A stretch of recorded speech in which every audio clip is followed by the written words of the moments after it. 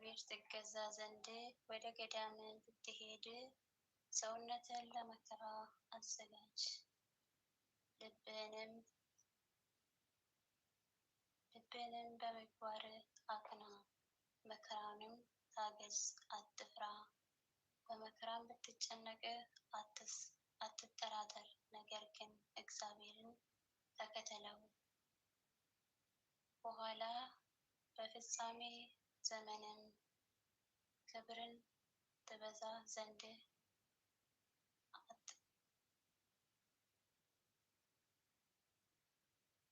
አትተውም። የደረሰብን መከራ ሁሉ በትዕግስት ተቀበለው።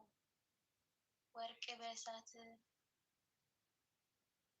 እንደፈተኑት ጽድቅም ሰው ችግር በሚያመጣ መከራ ይፈተናልና።